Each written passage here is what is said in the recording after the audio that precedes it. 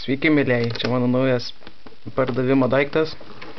Tai va, kaip matote, čia sultis, obuolių su kraneliu. Pagamintų 1789 metais Vengrijai, kai piliečiai atsibodo jam tas pats stilius pilimo, tai va, žiūrėkit. Galiu pademonstruoti, jeigu norit. Pademonstruot? Ai, palauk, negalit atsakyti. Iškai čia su feiminu, bet nieko tokio. Štai va, 5 litrų.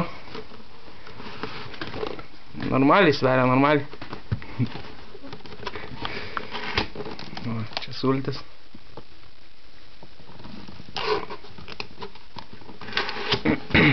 Va, pademonstruosiu.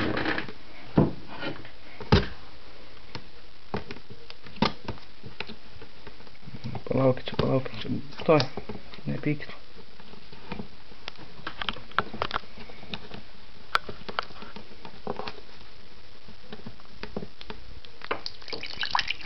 Toks fainas jausmas. Tik iš ryto tualete būčiau.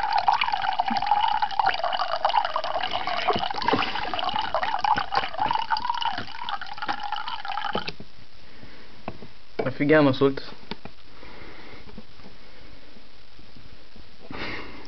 Jakobs padukas, kurį taip pat parduodu. Aišku, ne su šitom sultim.